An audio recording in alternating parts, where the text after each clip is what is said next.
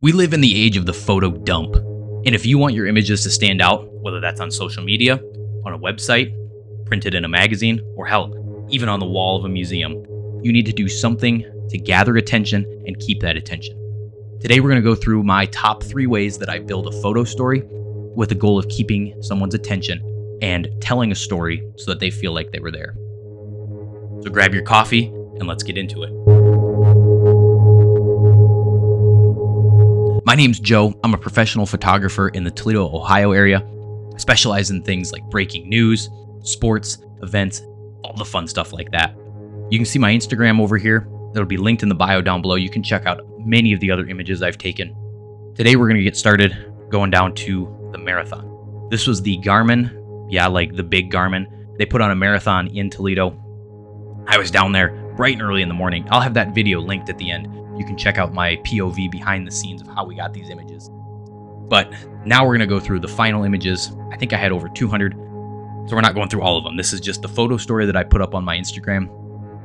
Like I said, the same theories apply if you're putting it on your website, if you're putting it anywhere. Now, this is not for a portfolio. If you want me to go through how I build my portfolio, let me know in the comments down below. I'd be happy to do that if somebody's interested in it. The 3 different ways that I think about building a photo story. Number 1 is chronological order. So you start with your first image and you work your way to the last image. This works really well for things like events where you want to show exactly what happened in somewhat of an order. Because if you start off with someone getting an award and then you go to dinner and then it's people showing up and then it's people leaving, it gets confusing and really hard to follow what's actually going on. And the way I think of it is, as an event photographer, my goal is to make it so someone who wasn't at the event can look at my images and feel like they were there. And if they get confused as to what the heck is going on, that makes it really hard. The second way you can do it is start with your best image and work your way to, I wouldn't say a bad image because this is social media. We're only posting the best of the best. But start with your best, favorite, most powerful image and work your way towards something that's not quite as strong, but you still want to post. The way I tend to do it is somewhere in the middle. Usually I start with my best image and then I go into chronological order. The reason I do that is because that first image really gets people's attention, and the goal is to stop someone as they're just scrolling on Instagram, flipping through a magazine, scrolling on my website, whatever that may be. The goal is to stop them so they get interested in whatever we're looking at, and then they want to scroll through and look at the rest of the images. So let's get into it. First one here, this is pretty early in the morning. This is at the start line. You can see we're 7:05. So this is like the second wave. So not the first image I took, but early on. I wanted to show the motion. I wanted to show people running. I wanted to show that they're not just standing in line waiting for the race to start. The race has already started.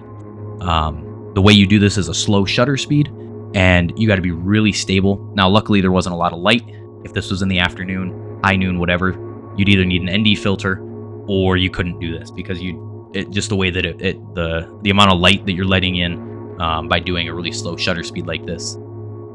But it works out really well before sunrise. You can see in the background the sun either hasn't come up yet or is just about to. So I thought this was a really strong image that shows the motion, shows a lot of the colors, it shows Garmin, shows Toledo. I thought it was a really strong image to start with. And it's a little bit odd. You don't really see the motion blur like this all that often. So we're hoping to stop people in their tracks. Next, we move on. This is at about the 4-mile mark, I believe. Just some people running, but kind of show the action, show what's going on. I'll be honest, probably not my strongest image, but it shows what's going on. I believe she was one of the first female runners in the marathon.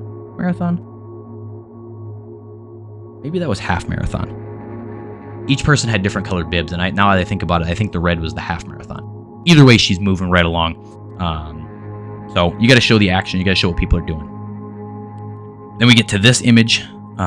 Also, if you didn't know, on Instagram, you can do horizontal and vertical in the same thing. As you're posting, there's an option kind of on the bottom left. It looks like brackets almost. You click on that. You can do horizontal, vertical, or there's an option for mixed. So it does give you these weird black bars, but you can post multiple images of different types. So here we're showing some emotion, and yes, social media just obliterates this. Quality-wise, as soon as you zoom in, it falls apart. But so we've got him yelling as he's going by, holding the flag. It's a local run club. So these guys had so much energy. It was crazy. They were finishing, screaming. This guy carried the flag the whole half marathon. But you also get some of the runners in the background. I liked that image. Here we're back to motion blur. So I've got the runners going by on the side. You got some fans in the background. And really what I wanted to show here was the distance, showing that we've got the marathon and half marathon. It's got the Garmin logo, and it's got some of downtown in the background. And that was something that I made a point in my other video, the behind the scenes, was that anytime you're doing an event, especially like this, you want to show off where you are. So just a bunch of tight, I call them baseball card photos, where it's just cropped in right on their face like that.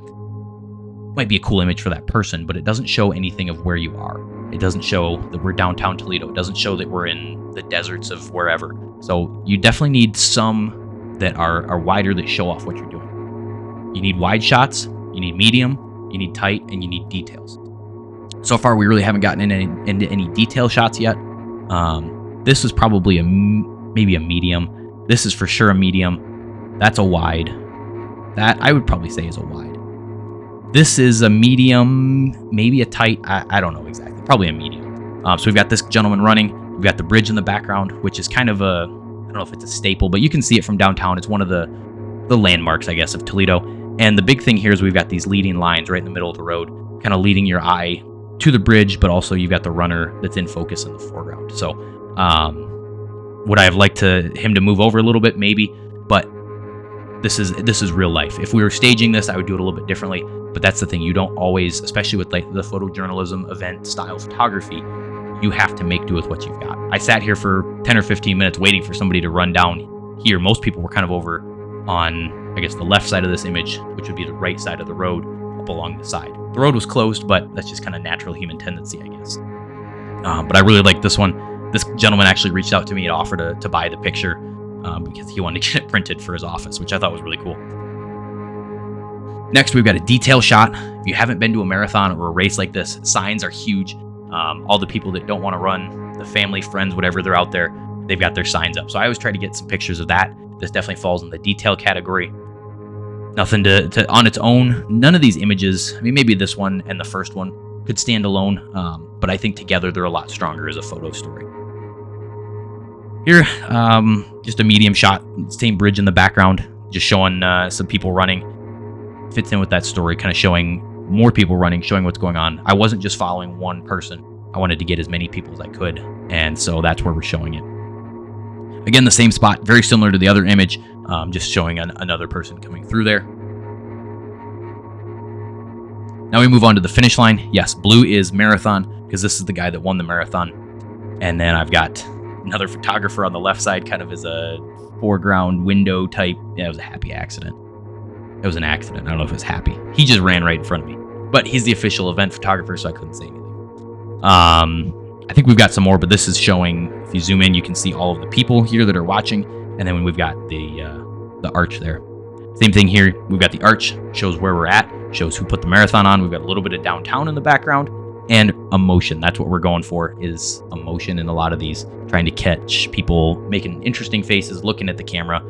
He just ran a half marathon. It's hard to be all that excited, but they did a great job. This is an example of paying attention to your surroundings. I noticed that this gentleman and the girl, I believe in the black, I say that because I don't know who they actually are, but I saw a bunch of people coming over, wanted to take their pictures. They were acting like they were some sort of influencer, content creator or something, and the amount of people that were coming up to him, I was like, well, I don't know who it is, but I'm going to get a picture of him. Turns out they're both like famous influencers, not the type of content that I watch. I don't know who they are, but just that paying attention to your surroundings. I was able to see this, get a picture. Another thing that I personally like doing is taking pictures of people getting their picture taken, just like this. I think it's just kind of a fun thing to show what's going on there. Kind of almost like a behind the scenes of their picture. We've got this woman, I forget how old, I think she was in her 90s, and she ran the 10K, yeah, orange is 10K. So hats off to her for doing that. She'd done some other marathons, half marathons throughout her life. The announcer said she's a local legend, I guess. But so I had to get a picture of her coming across the finish line. Here's another one of these two.